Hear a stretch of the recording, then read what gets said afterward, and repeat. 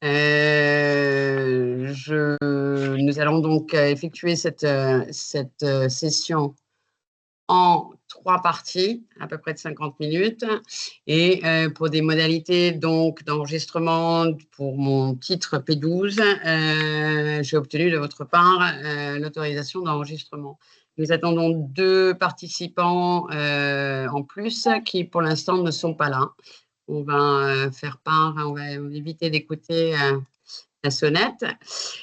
Alors, la TVA. Nous faisons aujourd'hui donc un récap sur la TVA, sur les grandes notions que nous avons vues à date. Alors, que je reprenne mon récap que je vous communiquerai par la suite.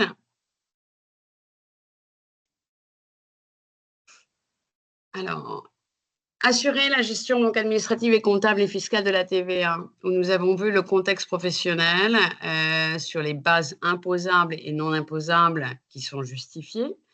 Qui sont justifiés de par le statut et l'exigibilité de l'entreprise, les montants déclarés qui sont cohérents donc au regard des bases qui sont annoncées, la déclaration qui est correctement complétée, donc une pratique de la déclaration de la TVA que nous ferons également demain en live. On reprendra une déclaration de TVA et on la complétera avec des données que je vous communiquerai.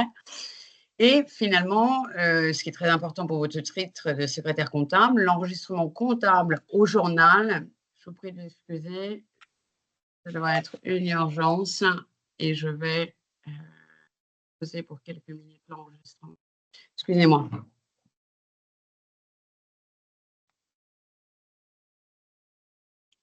Ça va, Diane?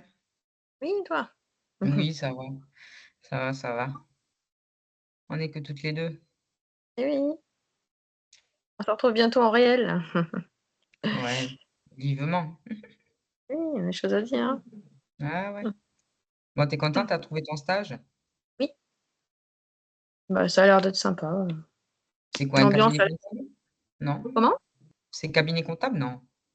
Alors ça fait les 2, ça fait de l'audit et en même temps, ça permet de faire, un cabinet d'avocats. Ils sont dans Ah le ouais, droit également.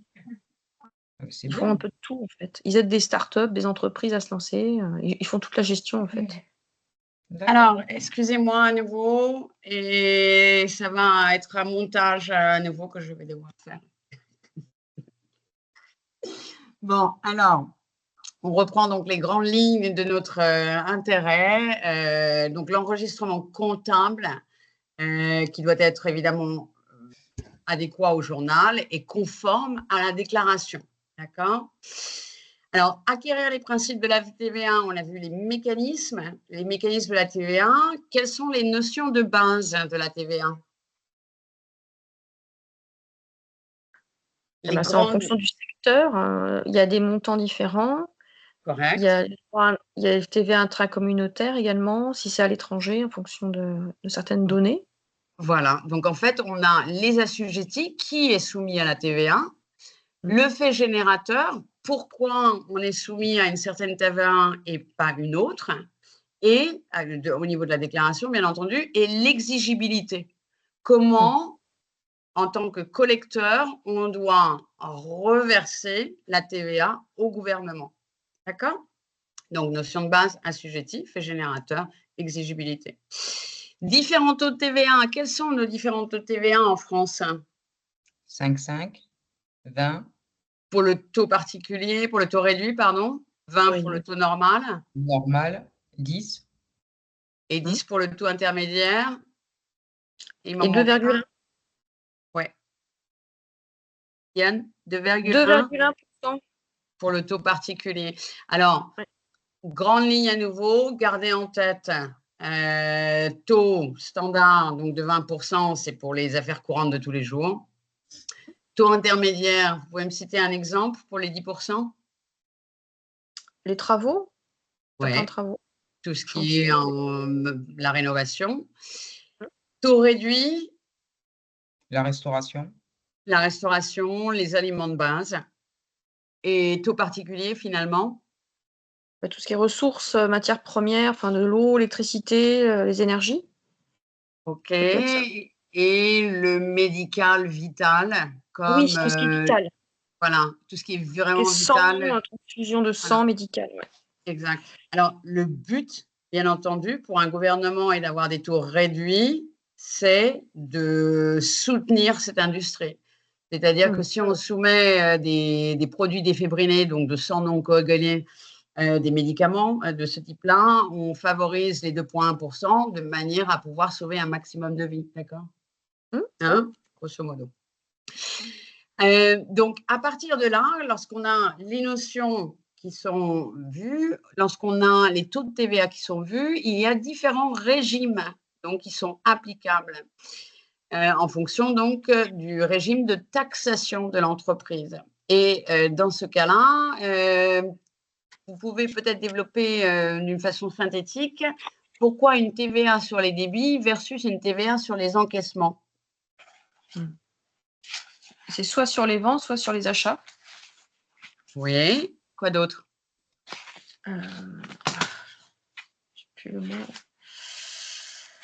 Elle n'est pas enregistrée de la même façon parce que du coup, elle va se déduire à la fin. C'est pas le même montant du coup. Ça sera à l'achat, on comptabilise le fournisseur qui paye une participation et on la déduit en fonction du montant de l'achat pour la reverser. Pour la reverser, correct. OK. Et Virginie, comment, dans les grandes lignes toujours, pourquoi une société serait-elle à ce moment-là soumise à un régime déclaratif? Ben, elle est obligée, c'est la loi. Elle est OK. obligée de déclarer la TVA, ce qu'elle collecte et la déductible. Voilà, c'est un régime déclaratif. Ça pose la question en fait de la taille de l'entreprise aussi et de Oui, l'activité. Hein? c'est ça. Alors, c'est en fonction du chiffre d'affaires, d'accord? La fourchette, rappelez-vous, où j'avais fait malencontreusement une erreur sur le chiffre d'affaires qui n'était pas à jour. Donc, on parle par exemple d'un CA toujours hors taxe, hein, d'un CA qui est inférieur ou égal à 91 900. D'accord? Et dans ce cas-là, soit on est sur un régime de droit commun, soit on est sur un régime qu'on appelle optionnel. D'accord? D'accord. Alors, pour les prestations de services, alors en ce qui concerne les prestations de services, on parle d'un CA hors taxe annuel qui est inférieur à 36 800. Et à ce moment-là, on a le régime de droit commun également qui s'applique et le régime optionnel également. Okay. Donc, en fonction de la fourchette du C1. Que se passe-t-il en cas d'activité mixte donc, de l'entreprise? Mais il y a 2 déclarations à faire, la collectée et la déductible. En effet. Alors, il faut bien identifier dans l'entreprise si en effet il y a une partie au niveau de la comptabilité, bien entendu, de production de marchandises, de vente de marchandises, et s'il y a également une prestation de services comme des audits ou comme voilà, des services professionnels qui sont rendus, hein, catégorisés. Donc ça, c'est très important au niveau de la comptabilité de bien comprendre la structure de l'entreprise et ce qu'elle fait en fait, ce qu'elle vend. D'accord? Parce que la TVA applicable ne sera pas la même. Quand je vous dis dépassement de limite, qu'est-ce que ça vous suggère? Il y a des seuils. Oui, il y a des seuils qui sont fixés par le gouvernement avec on va dire, des marges quand même. Oui. Hein, et pourquoi d'ailleurs? Pourquoi il y a des seuils avec une marge quand même pour que les entreprises aient une flexibilité là-dessus? Il y a un régime qui est apparenté par rapport aux marges? Alors, c'est surtout parce que ça laisse la flexibilité à l'entreprise de pouvoir faire son année, OK? Et il peut y avoir des variations en fonction d'une année à l'autre dans le chiffre d'affaires. Une année peut être meilleure ou moins bonne qu'une autre, donc on laisse quand même une marge de manœuvre. Hein? D'accord. Voilà, en gros, c'est ça. Alors, on a vu également donc la territorialité, la notion de territorialité. C'est quoi pour vous la notion de territorialité? La TVA est celle du pays qui reçoit la marchandise à la fin. Alors, Elle peut être appliquée. Oui, en effet, mais avant de se lancer dans cette vision, on est d'accord qu'on s'intéresse au territoire national, où on a vu, il y a quand même 4 taux de TVA, d'accord? Le standard, le réduit, le taux intermédiaire et le taux minime, hein, de 2,1%. Tout ce qui est export, est-ce que c'est sujet à TVA? Non. Non. Non. Pourquoi? Parce qu'on exporte la marchandise. Oui, mais pourquoi elle est hors taxe quand on l'exporte? Ben, c'est de la TVA intracommunautaire, Non, non? Non. elle est hors taxe parce que lorsqu'on va exporter les produits, donc toujours hors taxe, les taxes applicables vont être chargées par le gouvernement receveur. Exemple, je vends des baskets au Canada, donc mes marchandises vont partir avec un prix hors taxe, un prix export, et ça va être à l'arrivée au Canada, quand on va passer les douanes, que les douanes canadiennes vont appliquer leurs taxes à elles. Et donc, Voilà. l'importateur, voilà, va payer les taxes canadiennes propres à la valeur export qui a été déclarée en France. OK? D'accord. Faites-vous une petite ligne, Virginie, avec un petit pense-bête, un petit navire. Les marchandises, elles partent. Hop, elles arrivent à la douane au Canada et c'est là que la douane va charger sur la valeur export. OK? Alors, la notion d'exportation toujours hors taxe, d'accord? Parce que les douanes, enfin la TVA, les taxes sont payées à destination. Par contre, on vit, la France est quand même dans un bloc qui est européen. Et donc, dans la zone Europe, on a des accords avec les pays européens pour avoir une facilité du commerce. Et dans ce cas-là, lorsqu'un Français exporte en Espagne, que se passe-t-il avec la TVA? Mais il la paye pas. Elle est déduite. Alors, on va parler de notion de facturation. Qui va payer la TVA? Qui va payer la taxe si j'exporte de la France vers l'Espagne? C'est le client. C'est le client en Espagne. Donc, on applique la TVA Espagnole. espagnole. Correct. Si un Espagnol me vend des produits à moi en France, Ben, c'est notre TVA, nous. La c'est TVA notre, française. c'est notre TVA à nous. Quelle est la différence avec, ou est-ce qu'il y a une différence entre la prestation de service et la vente de marchandises? Ça Oui, dépend si elle est soumise au débit ou au crédit, enfin, l'encaissement. Correct. OK. Donc, il y avait un tableau récapitulatif de la soumission ou pas de la TVA en France. OK. Alors, vous vous rappelez, il y avait l'acheteur qui est situé en France. Donc, s'il vend ou il achète, il est soumis aux opérations internes.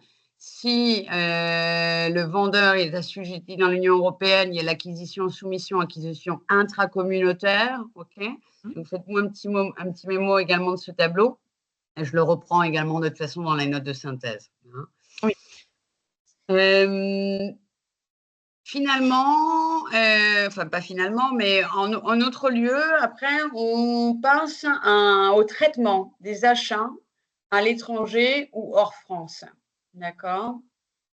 Alors, on a vu dans la deuxième partie du cours magistral de la TVA comment on inscrivait ou comment on écrivait, donc comment on faisait la comptabilisation de la TVA dans les journaux. OK. Est-ce que vous avez eu le temps de regarder un petit peu? vite fait. Vous avez survolé un petit peu ce chapitre? On la met au débit quand c'est déductible, au crédit quand c'est à l'encaissement et que c'est sur des ventes, de toute façon. Voilà. Et quel serait le compte utilisé pour la TVA intracommunautaire? Intracommunautaire, c'est encore un autre. Voilà. Il faut le journal.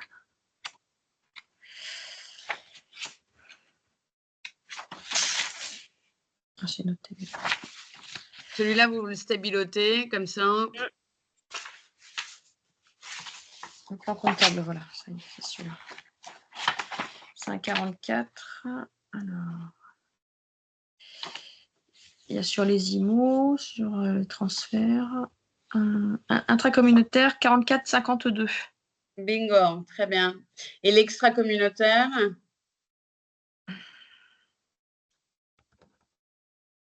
Il n'est pas très loin. Il n'est pas très loin? À décaisser, c'est ça ou pas? Non. Alors, au niveau de la comptabilisation du compte, Ah, donc l'intracommunautaire, c'est 44,52. 44,53. Parfait. Ah, Hein? parce que je ne l'avais pas là, c'est pour ça qu'il n'était pas dans votre tableau. Alors, 44,52 intracommunautaire, 44,53 extra-communautaire. Okay? D'accord, je vois. Donc, stabilo et hop, on se le note.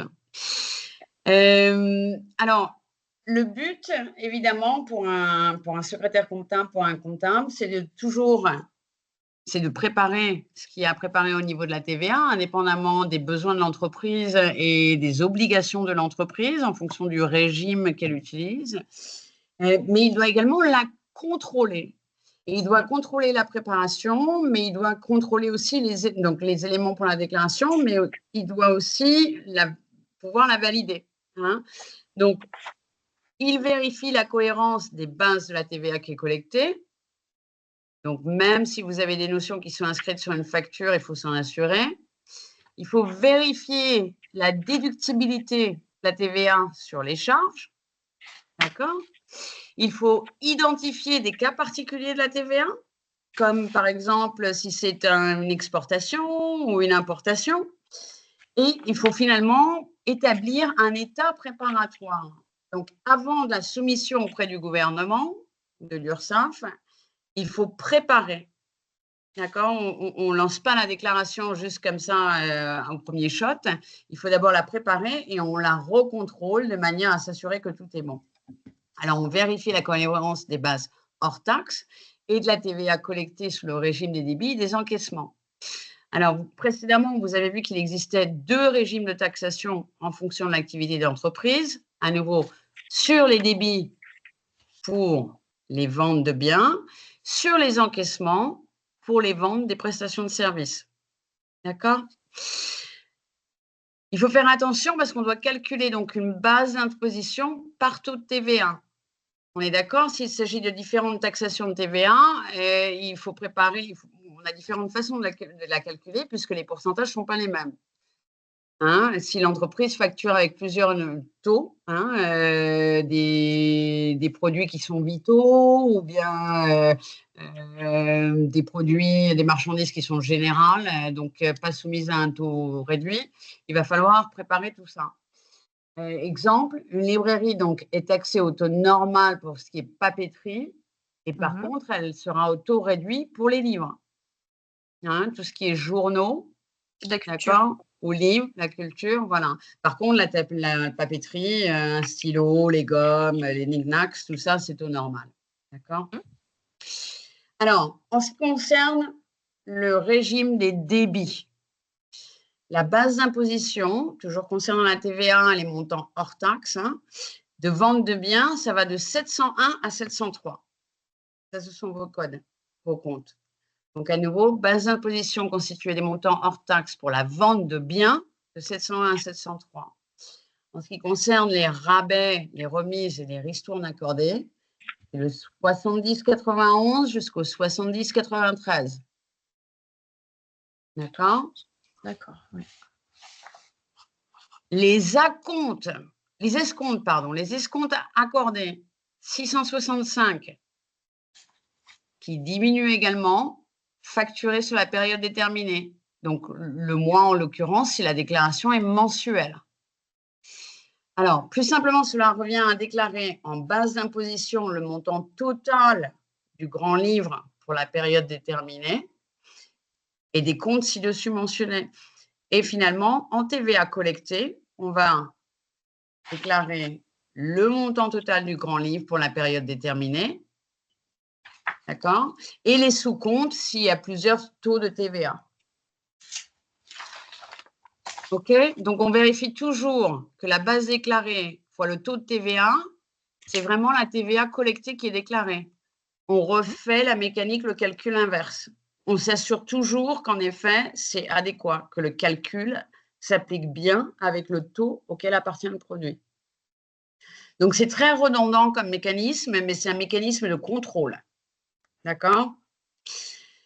Ça, c'était pour la partie des régimes des débits. Si on parle de dans le régime des encaissements, la base d'imposition, elle est constituée des montants hors taxes et ventes de prestations de services, 706, 704 à 708. Des rabais, remises et ristournes qui sont accordés 70,94 à 70,98 pour les comptes.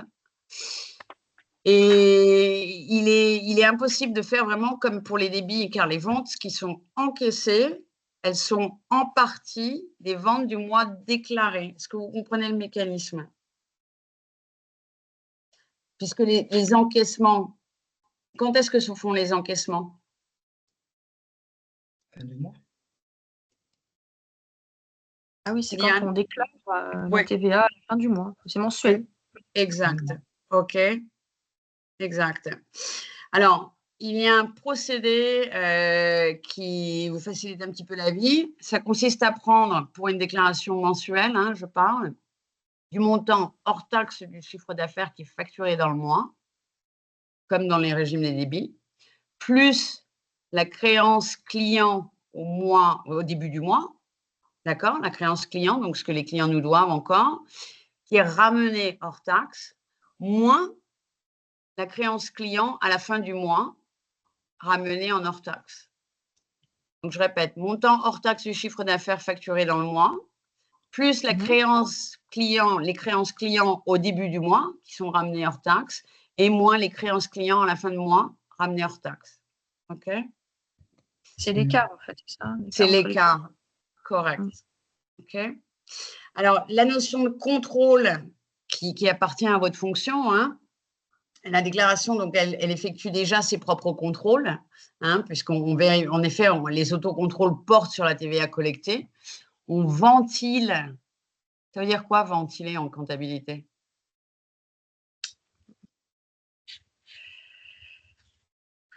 On répartit.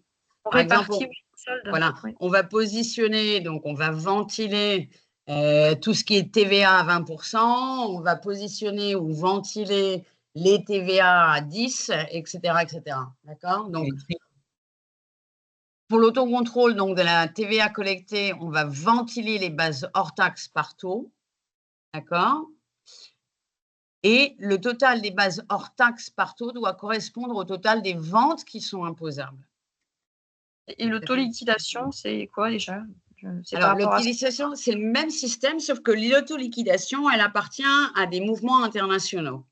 D'accord? On parle vraiment d'autoliquidation quand une société fait de l'importation et de l'exportation.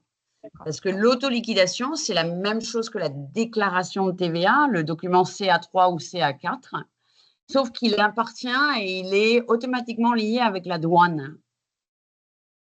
Donc, c'est le même principe, sauf que c'est un système électronique, une plateforme qui appartient avec la douane, qui se fait avec la douane. D'accord? Donc, une société qui parle d'autoliquidation, ça veut dire qu'elle exporte ou elle importe automatiquement. D'accord? D'accord. Et c'est le même principe. On ventile adéquatement et on marque la différence entre ce qui est rentré et ce qui est sorti. D'accord? Et c'est la douane qui supervise. Mise à jour. Pardon? Il y a une mise à jour qui s'affiche. Attendez, excusez-moi, voilà, c'est bon. Voilà. C'était votre ordinateur? OK. Je pense. Alors, je vais essayer de repositionner sur le tableau blanc. On va voir si ça fonctionne. Diane, vous m'avez répondu avril tout à l'heure. C'est pas ça. Et Virginie m'a répondu février. Alors, pourquoi ça fait voyons. Alors, pourquoi vous avez répondu février? Parce que c'est la date de la facturation. OK. Alors, je vais vous positionner. Attendez, je range mon ordi parce que j'ai plus trop de batterie. Hop. Oui, qu'on reste connecté. Hop. Ouais. Alors, je vais vous positionner la réponse explicative. OK, Oui. on va en parler et après, on fera une petite pause de 5 minutes. De façon à ce que aussi les vidéos soient pas trop longues, car sinon après j'ai un mal fou à les compresser. Je suis devenue une pro dans la compression et les montages vidéo. Alors, je suis devenue une pro. Non, je reste toujours humble, hein. Mais j'ai beaucoup travaillé là-dessus ce week-end. Alors, partage. That's good. Voilà, clac, et je veux partager mon écran. Voilà, et là, vous devriez voir ça. Vous voyez tout mon écran? Oui. Super. Alors, la question qui est dans le parcours, hein, c'est vous remettez à l'escompte en mars, au mois de mars, une traite d'un client à échéance en avril pour une facture de prestation de service qui est datée en février. La TVA est due sur quel mois? Et on vous donne l'option février, mars ou avril. Alors, pour répondre à cette question, il faut évidemment comprendre les règles d'exigibilité de la TVA. À nouveau, c'est les différents types de déclarations pour les prestations de services et l'impact de l'escompte. Voici l'explication. La réponse correcte est le mois de février. Règle générale pour les prestations de services. Pour les prestations de services, la TVA est en principe exigible lors de l'encaissement du prix. Cependant, il existe une exception importante. La TVA devient exigible dès l'émission de la facture si celle-ci est établie avant l'encaissement. Ah oui. Ça, c'est la règle. Dans notre cas, la facture est datée du mois de février. L'escompte a lieu en mars et l'échéance initiale est prévue en avril. Donc, pourquoi février? La facture a été émise en février pour une prestation de service. Selon la règle mentionnée ci-dessus, la TVA devient exigible dès l'émission de la facture, donc en février. Impact de l'escompte. L'escompte en mars ne changera pas la date d'exigibilité de la TVA. L'escompte est considéré comme un mode de paiement anticipé, mais il n'affecte pas la règle d'exigibilité basée sur la date de la facturation. Pourquoi pas avril, donc? Même si l'échéance initiale était en avril, la date d'échéance n'est pas pertinente pour déterminer l'exigibilité de la TVA dans ce cas. D'accord? La TVA est donc due au mois de février, car c'est le mois d'émission de la facture pour les prestations de services, et l'escompte ultérieur ainsi que la date d'échéance initiale n'ont pas d'impact sur cette règle d'exigibilité. OK? Alors ça, je vous l'envoie.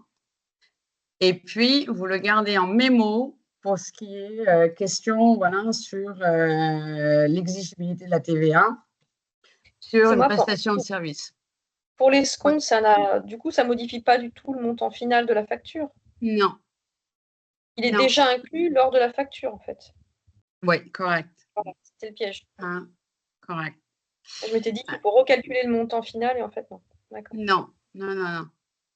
C'est simplement pour comprendre le mécanisme et surtout la date d'exigibilité. D'accord. Oui, émission de facture. Et par conséquent, la date de déclaration également. Hein. Alors, Yann et Virginie. Here we go. OK.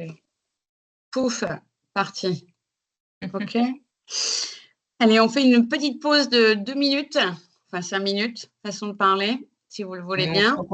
On se reconnecte. Hein. Et on revient. Bah, je vais fermer la caméra, le micro, et je vais suspendre l'enregistrement.